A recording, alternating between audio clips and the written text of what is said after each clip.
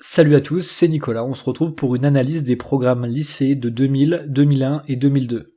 2000 c'était les programmes de seconde, 2001 c'était les programmes de première terminale, et 2002 c'était les programmes de la filière professionnelle.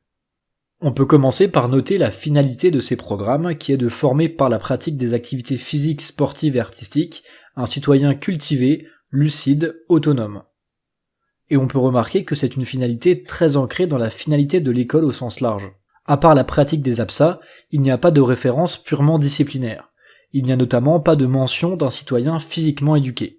On ressent une vraie volonté de participer aux finalités éducatives au sens large.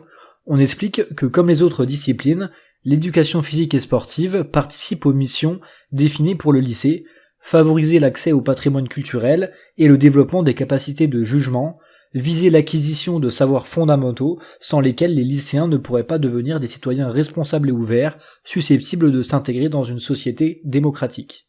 Ensuite, on peut remarquer les 4 objectifs de ces textes.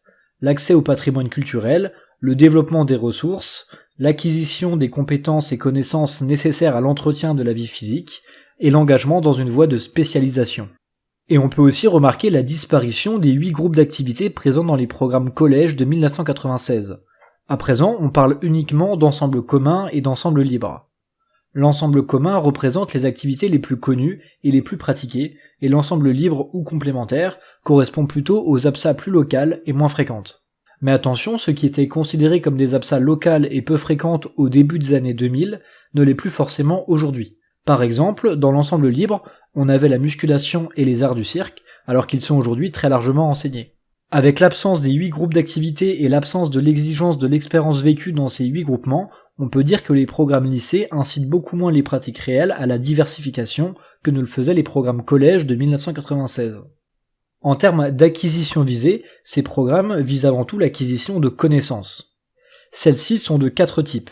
Les informations, par exemple les règlements des APSA ou les connaissances en relation avec les autres disciplines scolaires, les techniques et les tactiques, les connaissances sur soi, notamment les connaissances pratiques sur son fonctionnement émotionnel, visuel, kinesthésique, etc., et les savoir-faire sociaux, par exemple la capacité à coopérer, à argumenter, à respecter les autres, etc. Parmi ces 4 types de connaissances, les informations sont d'ordre théorique, alors que les 3 autres types sont d'ordre pratique. Et en termes de conception, ce qui est très important de comprendre, c'est que ces programmes perçoivent les compétences comme une addition de connaissances. C'est l'ensemble additionné de ces 4 types de connaissances qui va amener à la construction des compétences attendues. En effet, on explique que ces connaissances permettent aux élèves de construire des compétences en éducation physique et sportive. Et on explique que durant le processus d'acquisition, la combinaison de ces connaissances se traduit par des compétences. On n'est donc pas du tout dans la même logique qu'en 1996.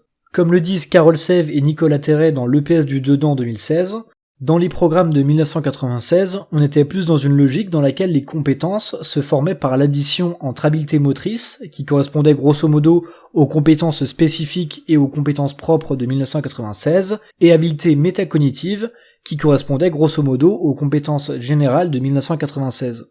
À l'inverse, comme nous l'avons dit, dans ces programmes lycées de 2000, 2001, 2002, on est davantage dans une logique dans laquelle les compétences sont conçues comme étant l'aboutissement d'un ensemble de connaissances. Les compétences de ces programmes se déclinent en 2 composantes, une composante culturelle et une composante méthodologique. La compétence culturelle se décompose en 5 types de compétences, qui sont grosso modo les 5 champs d'apprentissage des programmes actuels. Et la composante méthodologique comprend elle 4 types de compétences.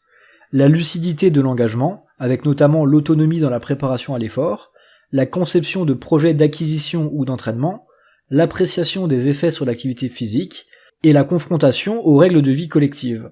Si on ajoute la composante culturelle et la composante méthodologique, on a donc 9 types de compétences.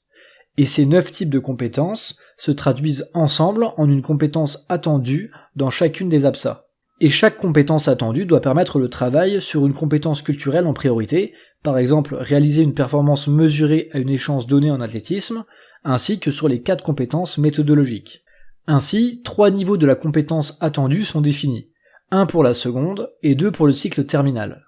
On parle simplement de compétences attendues en seconde, par contre en première et terminale, on parle de compétences attendues de niveau 1 et de compétences attendues de niveau 2.